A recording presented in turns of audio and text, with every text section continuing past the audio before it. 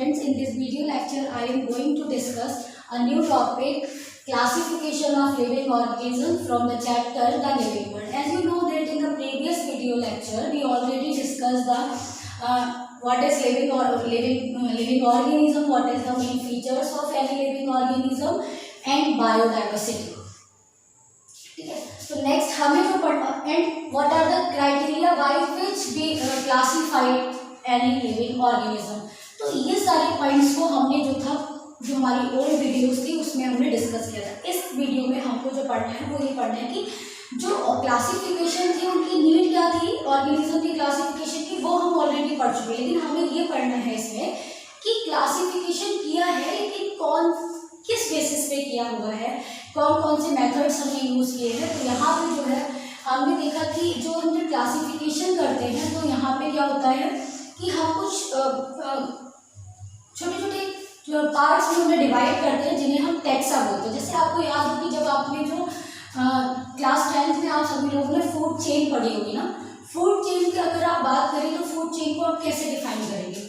Food chain की अगर आप बात करें तो simply we can say that it is the chain by which we know who eats whom. ये चेन है ऑर्गेनिज्म की जिससे हमें ये पता चलता है कि कौन किसको खा रहा है, मतलब कौन सा ऑर्गेनिज्म किसको फीड कर रहा है, ये सारी चीजें. एंड फिर वहाँ पे एक वर्ड आया था ट्रॉफिक लेवल. तो हम वहाँ पे डेफिनेशन देते हैं each organism present in any food chain named as trophic level 1 2 3 4 like that.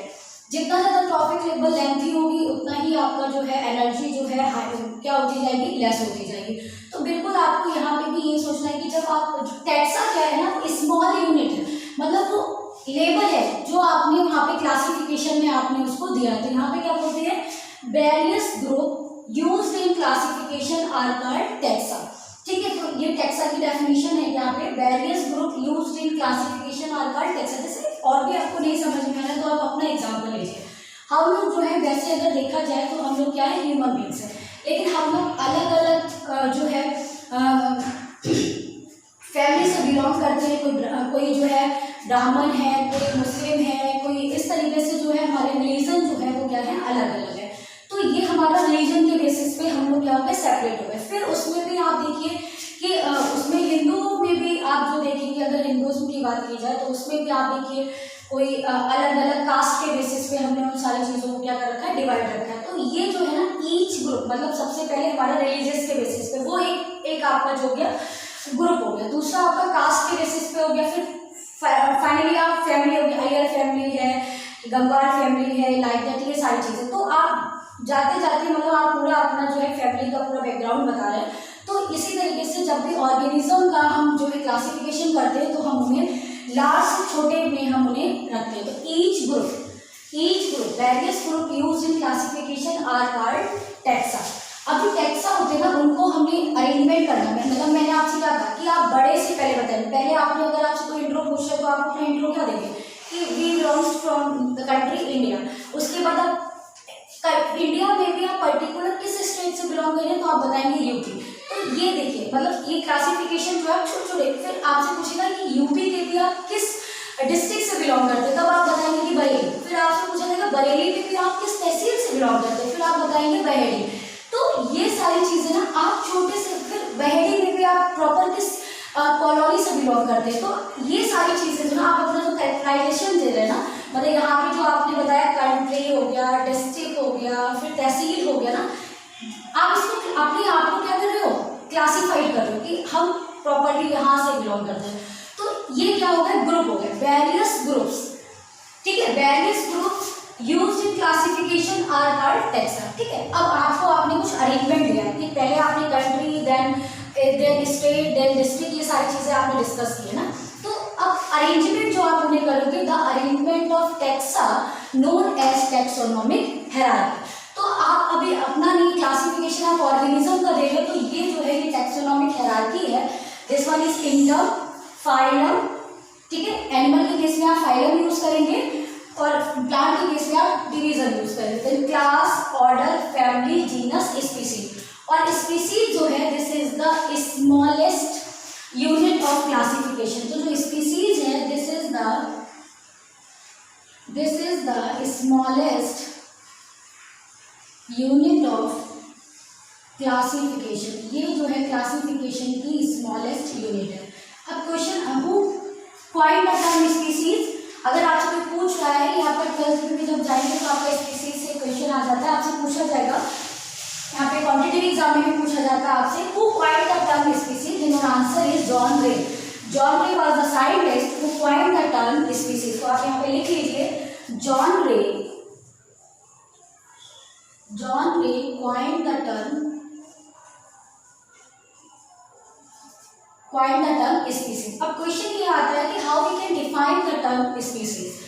Species को आपने बोल तो दिया कि क्लासिफिकेशन की स्मॉलेस्ट यूनिट है, मतलब जैसे तहसील और मोहल्ला जो आप बता रहे थे, कॉलोनी की बात की, तो स्मॉलेस्ट होगी। इसी तरीके से स्पीसीज जो होगी वो क्लासिफिकेशन का सबसे स्मॉल टैक्सा हो गया। अब क्वेश्चन ये है कि आप इसको कैसे डिफाइन करेंगे, तो स्पीसीज को आप कैसे डिफाइन करेंगे, it is the group of similar animals which contain the similar characters. ये क्या है, ये स्पीसीज जो है वो ऐसे एनिमल्स का ग्रुप है जो सिमिलर कैरेक्टर्स रखते हैं, विच कैन इंटरब्रीड, वो आपस में क्या कर सकते हैं, मैटिंग कर सकते हैं, इंटरब्रीड कर सकते हैं, and they can produce fertile offspring. ये वो जो है वो क्या प्रोड्यूस कर सकते हैं, फर्टाइल ऑफस्प्रिंग प्रोड्यूस कर सकते हैं। तो आप यहाँ पे स्पीसीज की डेफिनेशन लिख लीजिए, species it is the group of similar organism having similar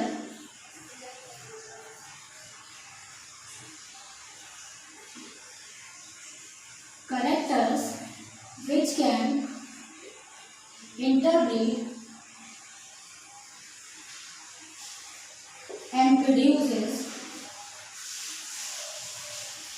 fertile offspring। ये आप इस तरीके के ऑर्गेनिज्म जो मतलब आपस में इंटरब्रीड कर सके और एक फर्टाइल ऑफस्प्रिंग को प्रोड्यूस कर सके, तो वो आप इसमें रखेंगे, स्पीसीज में रखेंगे। अब देखिए स्पीसीज जो है वो जो है स्पीसीज अलग अलग हो सकती है, लेकिन वो उनका जीनस कैसा होगा, सेम होगा।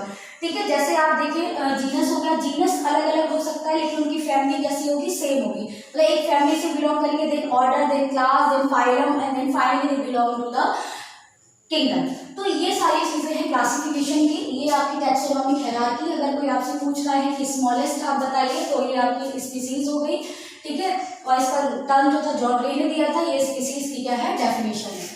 और फादर और टैक्सोनॉमी की बात करें तो कैरोलस लिनियस है। अब देखिए इस तरीके से क्लासिफिकेशन जब किया गया तो इसमें बहुत सारे लोगों ने अपना इस तरीके से अलग अलग सारी चीज़ों को दिया। तो यहाँ पे जो सबसे फेमस हुआ जो नॉर्मन थी, अब बात आई कि भाई हमें क्या करना है, ऑर्गेनिज्म का हमें क्या करना है, पहले क्लासिफिकेशन कर लिया, उनको कैटेगरी वाइज डिवाइड भी कर लिया, बात आई क्लासिफिकेशन की कि नामकरण अगर उसे करना है। नॉमेनक्लेचर आप जानते हो, केमिस्ट्री में भी हम ऑर्गेनिक कंपाउंड्स का जो है नॉमेनक्लेचर करते हैं। Nomenclature is the process for naming, मतलब ये एक ऐसी प्रोसेस है जिसमें हम किसी का क्या करते हैं, नाम देते हैं। अब बायो में भी आप बात करें तो यहाँ पे एनिमल्स भी है, प्लांट्स भी हैं। तो यहाँ पे जो है कुछ जैसे केमिस्ट्री में IUCN होती है, इसी तरीके से यहाँ पे IUZN फॉर जूलॉजी, मतलब यहाँ पे एनिमल्स के लिए, और IUVN बॉटनिकल फॉर प्लांट्स के लिए। ये सारी चीजें आपको, तो सबसे ज्यादा जो फेमस हुआ है नॉमेनक्लेचर वो कैरोलस लिनियस ने जो दिया था, बायनोमियल नॉमेनक्लेचर।